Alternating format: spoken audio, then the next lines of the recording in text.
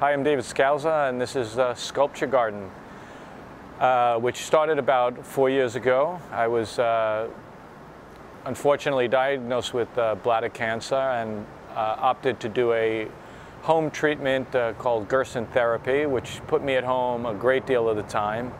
And this lot was open. It was really just a dumping ground for the landlord. They would do some repair in a building, throw everything out the window. People had pit bulls back here. Nobody cleaned up after the dogs.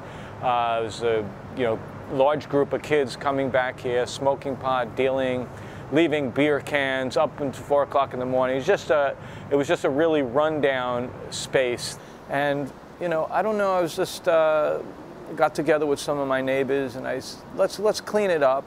And we cleaned it up. We had a little barbecue out here, and it was good.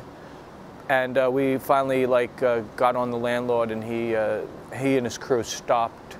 Then I started to find interesting things on the street, and I'd bring it back here. And little by little, as the time went by, more and more, I accumulated more and more things, and then neighbors would, caught on to what I was doing, and they'd come back here and say, well, something, I have an interesting something or another, would you like it? And I'd go, well, let me take a look at it, and if it was nice, I'd bring it back here, and it just materialized on its own, basically. And it's 4 years in the making. The name of this place, the one that I named it, was Another Man's Treasure. Basically, one man's trash is another man's treasure.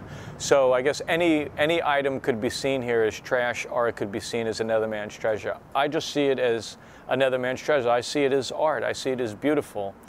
And the reason why they're art is, especially the sculptures themselves, they were put together. They have a theme, and it's clearly art. Even the way things are positioned, it's done with care and aesthetics. I think it's art. It's definitely art. Can't be anything but art. And then we had a big opening party on September 19th. We built a stage, and we had singers, groups, jazz, acoustic guitar, belly dancing. We had poetry, just a whole host of artists and entertainment. It was great. We had over 100 people coming and going and seeing the art. And that was wonderful. Bringing up the present date, unfortunately, not everybody loves the Sculpture Garden. One person in particular called many city agencies, among them the fire department, the health department, Gail Brewer, our city council member, and the buildings department. And out of everybody, the buildings department came back and wrote a summons, 3 summonses actually, for the 3 courtyards, and threatened that if everything is not removed by December 3rd, then the landlord might suffer up to $18,000 worth of fines. On that note, the landlord was very upset and ordered me to get everything out of the courtyard. He finally came back. He hadn't seen this place in 4 years, but he came back and he agreed that it was quite extraordinary. I think that was the word that he used, and that he would support me in writing a letter that he liked it as long as it was okay with the city. So, but since then, I guess he'd gotten advice from his lawyer and thought that he might get stuck with the summonses, and has ordered me to remove everything by November 29th. If I do not remove it, then he will remove it.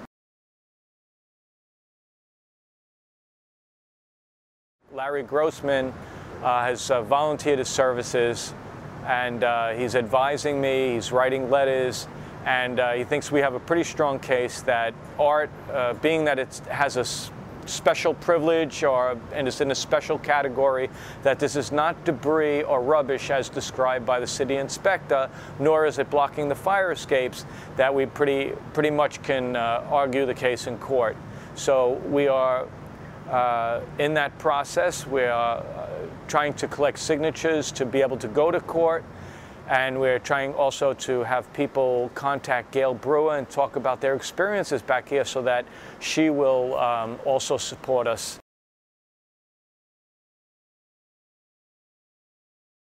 And it's real good, clean, fun, and a place to hang out. And so we really hope that it will survive, and we need your support.